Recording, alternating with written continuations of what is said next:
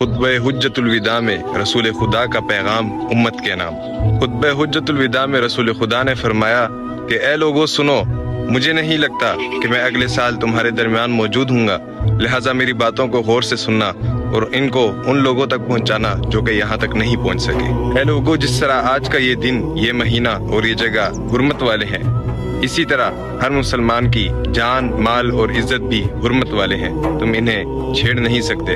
لوگوں کے مال اور ان کی امانتیں ان کو واپس کرو، ان میں خیانت نہ کرو۔ اے لوگوں، کسی کو تنگ نہ کرو اور کسی کا نقصان نہ کرو تاکہ تم بھی محفوظ رہو۔ اے لوگوں، یاد رکھو کہ تم نے اللہ سے ملنا ہے اور اللہ نے تمہارے اعمال کا تم سے حساب لینا ہے۔ اللہ تعالیٰ نے سود ختم کر دیا، لہٰذا تم بھی سود کو ختم کر دو اور معاف کر دو۔ تم عورتوں پر حق رکھتے ہو اور عورتیں تم پر حق رکھتی ہیں۔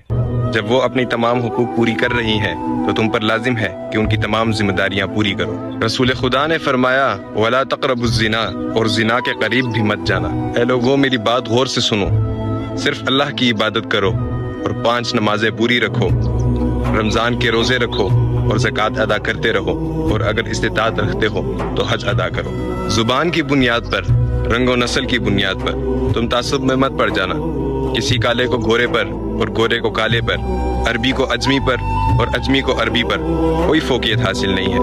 تم مسلمان سب آپس میں بھائی بھائی ہو، برتری صرف تقوی کی وجہ سے ہے۔ یاد رکھو، تمہیں ایک دن اپنے اللہ کے سامنے اپنے اعمال کی جواب دہی کے لیے حاضر ہونا ہے۔ خبردار رہو، میرے بعد گمراہ مت ہو جانا۔ اے لوگو، یاد رکھنا کہ میرے بعد کوئی نبی نہیں آئے گا اور نہ ہی کوئی نیا دین لایا جائے گا۔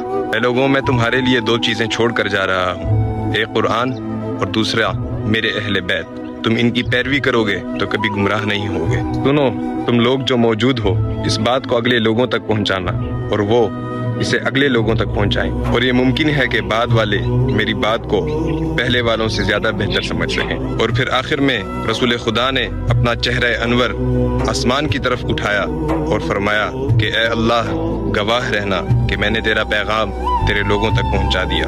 میں نے رسول خدا کا یہ پیغام امت کے کچھ لوگوں تک پہنچانے کی کوشش کی، اور اللہ ہمیں ان لوگوں میں شامل کرے جو اس پیغام کو مزید لوگوں تک پہنچا سکیں۔